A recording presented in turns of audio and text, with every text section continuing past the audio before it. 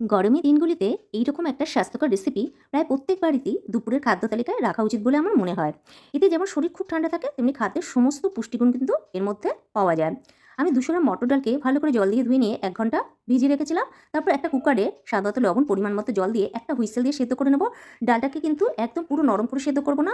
নরম করে ডাল সেদ্ধ করলে একেবারেই টেস্ট লাগে না। অপরদিকে একটা কড়াইতে আমি সামান্য সর্ষের তেল গরম করে এইভাবে গোল করে কেটে রাখা উচ্ছেগুলোকে একটু হলুদ দিয়ে লাল লাল করে ভেজে নেব। দেবো কেটে রাখা সজনের ডাঁটাগুলোকে। এগুলোকে কিন্তু আমি 2 মিনিট নাড়িয়ে নিয়ে তুলে নেব। সজনের ডাঁটা কখনো বেশি ভাজা করতে নেই। বেশি ভাজা হলে কিন্তু একটু শক্ত হয়ে যায় এবং খেতে খারাপ লাগে। কড়াইতে দিয়ে দিয়েছি 1 চামচ গ্রেট করে রাখা আদা, হাফ চামচ গোটা সর্ষে, হাফ চামচ রাঁধুনি আর একটা তেজপাতাকে দুভাগ করে। এটাকে নাড়িয়ে নিয়ে ডুমো করে কেটে রাখা লাউগুলো এর মধ্যে দিয়ে দেবো স্বাদ মতো লবণ। এবার লবণ দিয়ে পুরোটাকে নাড়িয়ে নিয়ে আমি এটাকে ঢেকে ঢেকে একটু সেদ্ধ করে নেব।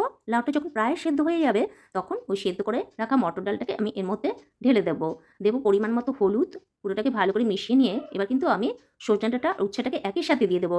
কেননা সজনে ডাঁটাটা খুবই নরম, এটাকে আমি বেশি ফোটাবো না, মাত্র 2 মিনিট ফুটিয়ে নেব। 2 মিনিট ফোটানোর পর দিয়ে দেবো 1 চামচ চিনি আর একটা স্পেশাল মশলা, এটা 5 ফোড়ন এবং রাঁধুনিকে ড্রাই রোস্ট করে আমি একটা মিহি পাউডার তৈরি করেছিলাম, তার 1 চামচ এতে ছড়িয়ে দিলাম। 1 মিনিট মাত্র এটাকে ঢেকে রাখবো।